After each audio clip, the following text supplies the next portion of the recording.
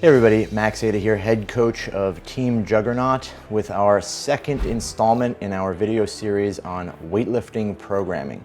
This video is going to cover exercise selection and sequencing. So exercise selection is the first process by which we address the scientific principles of specificity and variation. If you're interested in more videos on specificity and variation, you can check out the scientific principles of weightlifting on our YouTube account. Exercise selection essentially is what pool of exercises are we going to choose to include in a given training phase, week, or block. That basically just means it's a list of exercises that we've picked that we feel as a coach address the athlete's weaknesses, are the right exercise choices for an athlete to develop the qualities they need. If they address a certain technical aspect, it's just the exercises we're choosing. Generally, we choose a pool of exercises for the entire training block ahead of time, but we can choose them week to week, month to month, or even yearly. For practicality's sake, it makes sense to choose them based on a training block because we know that each training block is going to have a more unique aspect to it. If we're training for a little more muscle mass or we're training for a certain thing in one training block, using different exercises for the next might make sense. If you try to choose all of your exercise or make all the exercise selection really early on and don't deviate from that later on, you can end up in a place where you're doing stuff you probably don't need to. Or as an athlete's technique changes or their movement quality changes, some exercises may not be necessary anymore. Exercise sequencing is the process by which a given exercise changes from workout to workout, week to week, block to block, phase to phase, etc., for the purposes of increasing specificity or variation and technique development. What this means is that as we choose exercises early on in the training cycle or training block, we have to have a plan of sequencing that exercise so that as we progress in that training block, we're moving from one exercise that may be very different from a competitive movement, perhaps like a hang snatch or a power snatch, and then have a plan for that exercise to transition and change into an exercise that's much more specific, eventually becoming just a snatch or clean and jerk as we progress from early in the training cycle to late in the training cycle. As far as exercise selection goes and using exercise selection to address weaknesses, the first thing we need to do is be able to identify what exercises are weak relative to the classic exercise themselves. So when we talk about weaknesses, we're talking about the relationship between exercises in the same category. That would be like power snatch and snatch, hang snatch, snatch, all the snatch exercises. How do those exercises fall within the ideal ratios that we know of from the literature and the research that's been done in weightlifting? We're not necessarily talking about the discrepancy between your best snatch and your best clean and jerk. That's more of an allocation of volume. Which movement do you need to train more or less? We're concerned with what exercises are related to the actual lift and how we should address them. The other factor we have to consider when selecting exercises is the maintenance of important skills that are present in certain exercises. Now, this is a sort of interesting topic in that when athletes are doing certain lifts, you may have an athlete whose snatch technique is really, really good if they include exercises like no hook grip, no feet snatches. That doesn't necessarily mean that there's a discrepancy in their no hook, no feet snatch because we don't really have good data to show exactly what that ratio should be. But we do know that when they include that exercise in the program, their snatch technique is better. So understand that we can associate certain exercises with a skill or tactile feel that does improve the qualitative aspect of their lifting. And so we don't want to forget that when we're actually making these exercise selections. So as far as how do we select exercises and what priority do we assign to them during each phase of training, we can look at each phase separately and see this priority list. So for example, in the accumulation phase, the high volume phase, we look at our list and see which ones are most necessary and which priority is highest. Number one, address weaknesses. That would be the ratio between the lifts. We want to address our weaknesses through exercise selection as a priority in the accumulation phase because this is a phase where the most development is going to take place. We're doing moderate training here for a lot of volume. We're focused on building up the weaknesses that we have.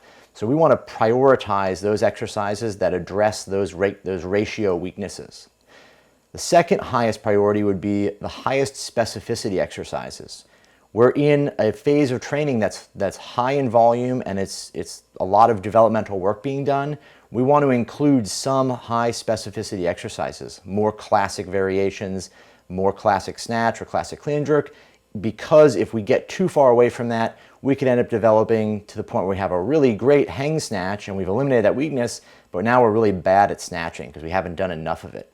And then third, back to that maintenance of important skills that we talked about, and important qualities, these sort of intangibles where if you do no hook, no feet snatch, for example, and your snatch quality or snatch technique quality improves, we want to make sure that that's maintained. But it's still the lowest priority because number one priority in accumulation is addressing weaknesses and maintaining our actual ability to do the lifts. The transference between those two is most important. The second block of training, the intensification and peaking phase, or the high intensity phase. Our order changes a little bit here. Because we're getting close to competition, or really basically at competition, maybe the month before competition in this phase, the number one quality we want to work on is the highest specificity. So exercise selection should take on, as a priority, highest specificity first. So what we're going to do in competition needs to be prioritized and done first within this block. Second would be the maintenance of important skills and qualities. This goes above addressing weaknesses in priority order simply because we know that if we include those exercises that improve the intangible quality or the sort of feel of the lift, it's going to result in a better performance on the platform. So we want to make sure that we're going to incorporate those slightly more as a priority or choose those over other exercises that maybe address weaknesses because we're close to a meet. And then third, addressing weaknesses. That's the third on this list in this phase simply because it should have been done in the phase prior to this because it was the number one priority, and we don't have enough time to really develop our weaknesses or eliminate our weaknesses before the meet. We're really right up next to the competition here. This is the last month going in, so there's not really, priority should not be given to fixing things that should have been fixed earlier. And then the third phase of training, the transition phase or the low intensity or recovery phase. There's one more quality here that's added in, and this is exercise novelty. Really what this means is we're going to do different exercise, things that have a novel impact on your lifting, things that are maybe very different than you've done, things you don't use very often in training. The main reason for this is to try and re-stimulate ourselves to exercises that are higher specificity later on when we start the training cycle over again. We want to do stuff that's varied, different, kind of exotic, things that give us a chance to break any monotony up and give us more variation, more variety in training to prevent any adaptive resistance. We want to prioritize exercise novelty here because it does those things well. It re-stimulates us to more specific training and at the same time gives us a mental and physical break from the monotony of the same competitive exercises. Second on the list is addressing weaknesses. This exists here because it's higher priority than maintenance of important skills and high specificity, despite being not as important as having exercise novelty. So really what we're doing is we're starting the process of addressing those weaknesses again, but because the transition phase is pretty easy and pretty light and its goal is essentially to allow us to recover, we would still start the process of addressing weaknesses so that when we get to an accumulation phase again, we're prepared to start doing those exercises.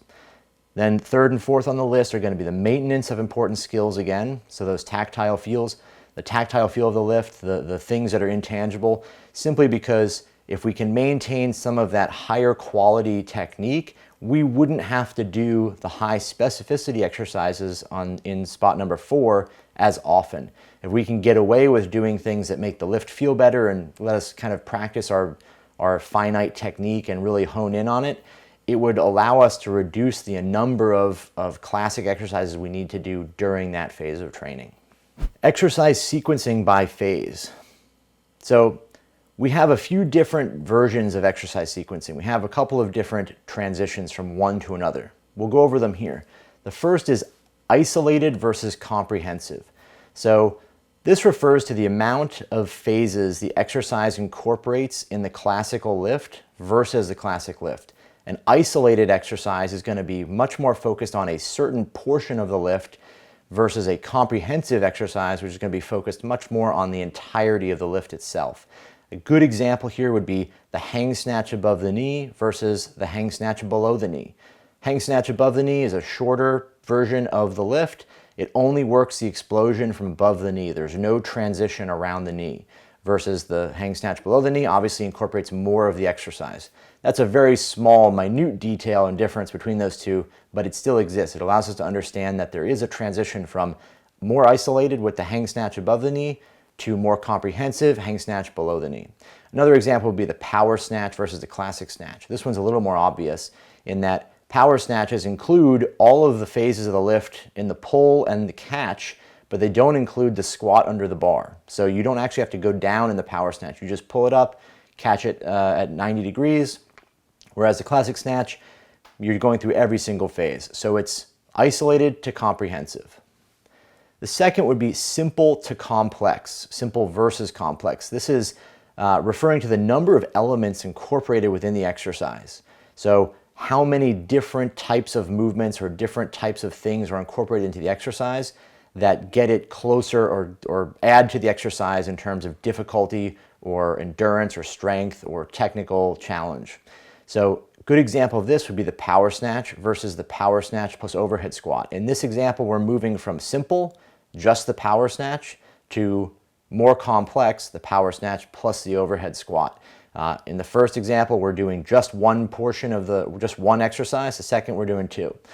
Another good example would be the clean plus front squat plus jerk. Going the opposite direction here from complex to simple, the clean plus front squat plus jerk to the clean plus jerk. So we've eliminated that front squat. We've gone from more complex to less complex. Third, we have least specific to most specific. So this just refers to the degree to which the exercise mimics the classic lift. So again here, the example would be power clean plus push press versus the clean plus jerk. Power clean plus push press is not as specific as the clean plus the jerk is. Those two are very close examples.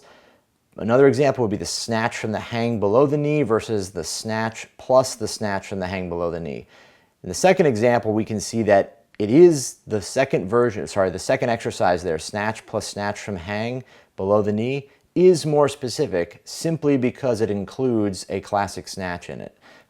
It is more complex in addition to that, but it is also more specific. So understand that as we move from least specific to most specific, it doesn't mean that the exercise has to become more simple. It just means that we're focused on incorporating more of the classic exercise to some degree. So understanding the shifting and movement of sequencing exercises, which direction they're going, we can then look at how that sequencing factors into each phase of training.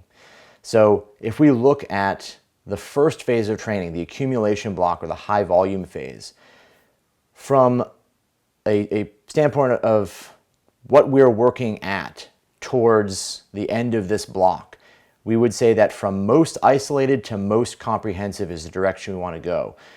In the beginning of our accumulation block, we want to work on weaknesses as a priority. So we want to focus on isolating those aspects of the lifts that are both technically challenging and physically need more training, and then shift and sequence our exercises to become more comprehensive at the end. So we might start with a snatch from the blocks above the knee, and that may turn into a snatch from the blocks above the knee into a classic snatch as time goes on. From simple to complex, meaning that in this phase, the accumulation phase, because volume is increasing, because we're overloading volume generally, and because the volume here is very high, we would start with simple exercises, maybe an exercise that has one component like a power snatch. And as the training cycle goes on and volume increases, we would incorporate more components to that exercise so as to achieve the goal of developing weaknesses there, eliminating weaknesses there, and then moving into the transition to actual classic exercises later on in the training cycle. So a good example would be a power snatch transitioning into a power snatch plus overhead squat, or a front squat transitioning into a front squat plus jerk, transitioning into a clean plus front squat plus jerk. And then finally, least specific to most specific. So in this case, we want to go from least specific early in the training phase, where we're focusing mostly on exercises that are developing the general qualities, strengths, general strengths, any kind of technical issues that are best isolated and best suited to being done with higher volumes early in the phase. That might mean that we're doing more complexes that are, 3 or 4 different components, a pull plus a clean plus a front squat plus a jerk. And then as we get closer to the end of that phase, that exercise sequences to something that's more simple, like a clean plus front squat plus jerk. So we've gone from very different, very low specificity to higher specificity. Now these are in order, so remember that first, second, and third means that we're focusing most on that aspect rather than the other way around.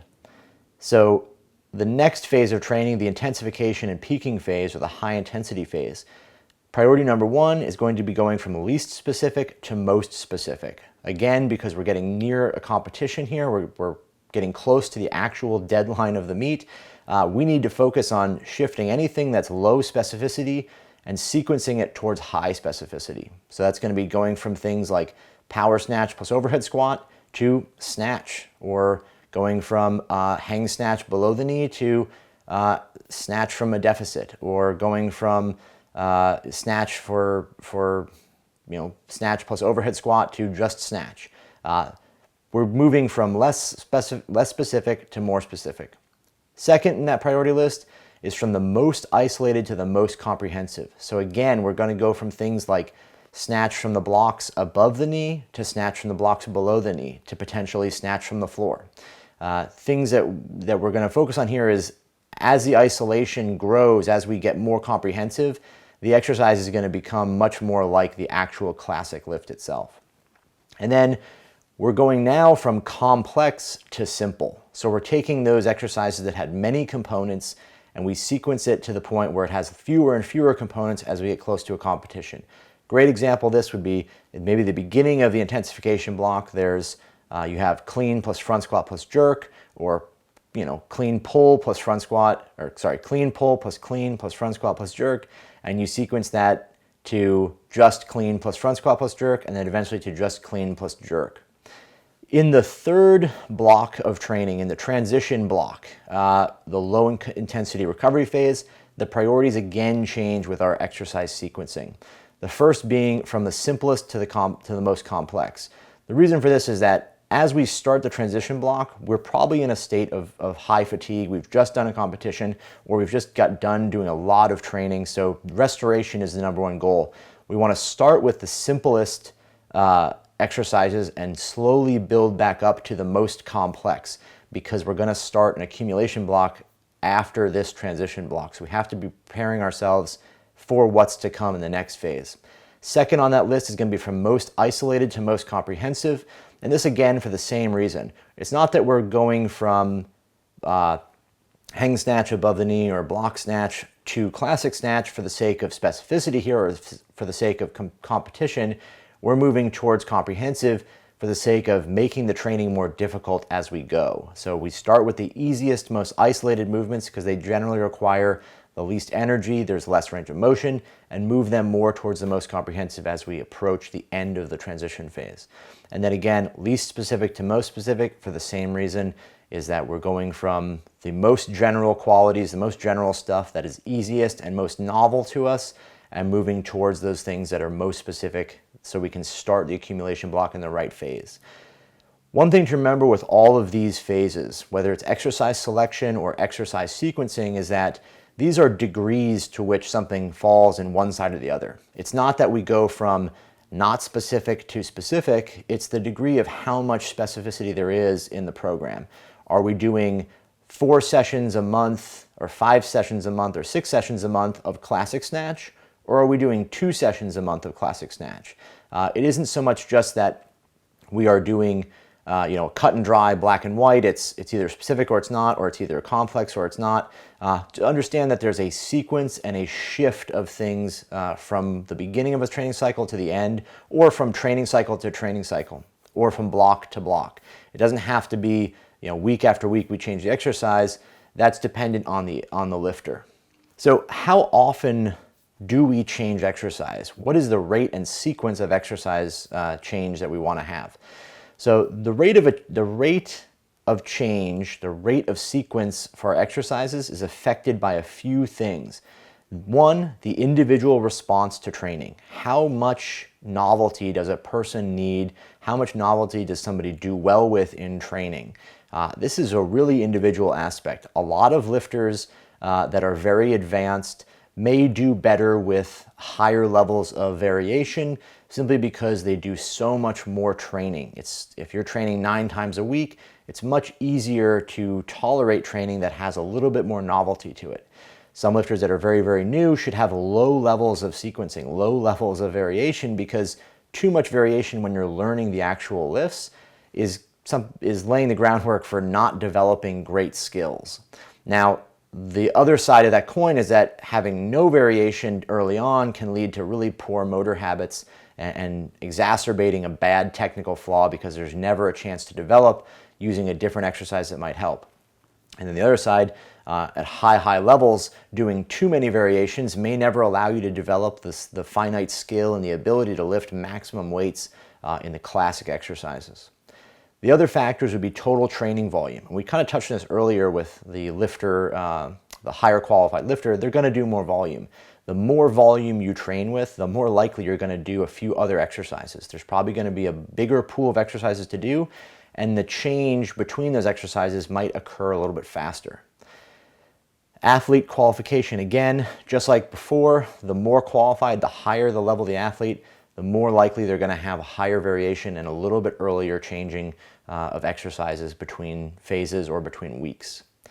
And then finally, the length of the training phase. How long is the training phase? If you're in accumulation phase for 2 blocks of 4 weeks or 3 blocks of 4 weeks, it's more than likely you're going to need to have a sequencing of exercises in there where they change from one to the next more often than if you had a 4-week long accumulation block or even a 3-week long accumulation block. You might not change exercises. So the average rate at which it changes is going to be very different for every individual, and it's dependent on these factors. Some things I can offer from my own experience that I can say have been very beneficial are when the intensity of the training is higher, when the difficulty of the training just on a perceived scale is harder. There's more frequent training practices, or there's more high intensity lifts, or things are harder in general. A higher rate of sequence seems to give people a chance, a little mental break in their training, and allows them, or really just facilitates them being more adherent to the program. If you have exercises that change in a slightly insignificant way or change in a little variation here and there, you generally get better adherence from lifters because the program becomes fun again. If you just do the exact same things over and over and over again, you're going to end up with lifters that get really bored and it's really monotonous. It doesn't mean that program's not more effective, but no program is effective if somebody is bored of it and doesn't want to complete it, doesn't want to do it, doesn't put as much effort into it. So understand that exercise sequencing from a novelty standpoint is important because it gives you better adherence from a lot of lifters. So in summary, thoughtful exercise selection and sequencing should be taken into account when creating a training plan in order to maximize technical learning, elimination of weaknesses, and prevent adaptive resistance. The goal of exercise selection and sequencing is to get the most out of the training you're doing. It's not necessarily something to be thrown around for no reason or to be done in a haphazard way. We want to have a plan when we approach exercise selection. This was the second video in our series on weightlifting programming. Stay tuned for the next video.